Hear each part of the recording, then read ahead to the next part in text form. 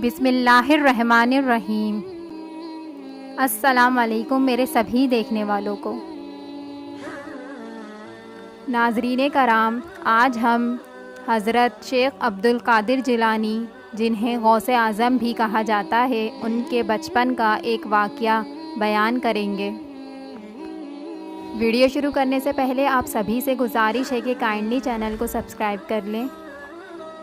हज़रत शेख अब्दुल कादिर जिलानी, जिन्हें गौसे आज़म भी कहा जाता है, बहुत बड़े बुज़ुर्ग और वली अल्लाह हो गुज़रे हैं। आपकी सारी ज़िंदगी तबलीग व अशात इस्लाम में गुज़री। बेशुमार लोगों ने आपसे रूहानी फैज़ हासिल किया। आज भी दुनिया आपकी तालीमात से फैज़ याब हो रही है। आपको बचपन से ही इल्म हासिल करने का बेहद शौक़ था। आपने इब्तिदाई तालीम तो अपने कस्बे जिलान में ही हासिल की, लेकिन दीन की आला तालीम हासिल करने के लिए बगदाद जाना पड़ता था। इस ज़माने में गाड़ियाँ और मोटर कारें ना थीं, इसलिए काफ़िलों की सूरत में पैदल सफ़र करते थे। चनाचा आपकी वालदा ने आपको भी बगदाद जाने वाले एक काफ़िले के हमरा रवाना कर दिया। सफ़र पे रवाना होने से पहले आपकी वालिदा ने आपको कुछ खुराक और 40 अशरफियाँ गुज़र औक़ात के लिए दे दी थीं।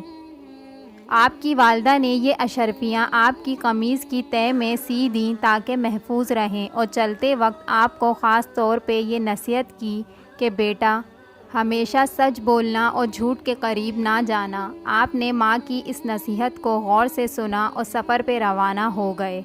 काफ़िले के लोग डरते डरते सफ़र पे रवाना हुए। इन्हें इस बात का भी ख़दशा था कि कहीं रास्ते में डाकू काफ़िले पर हमला ना कर दें, क्योंकि इन दिनों रास्ते गैर महफूज थे और डाकू अक्सर काफ़िलों को लूट लिया करते थे। आखिर वही हुआ जिस बात का डर था। काफ़िले ने अभी सफ़र की 2 मंजिलें ही तय की थीं कि डाकुओं के एक गिरोह ने रात की तारीकी में इन पर हमला कर दिया।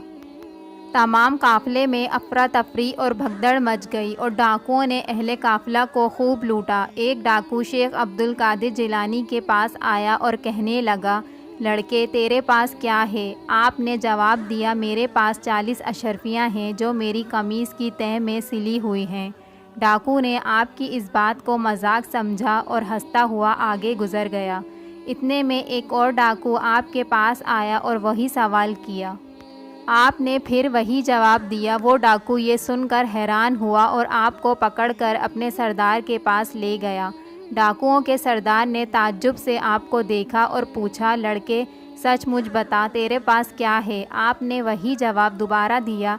आपकी ये बात सुनकर सरदार की हैरत की इंतहा ना रही।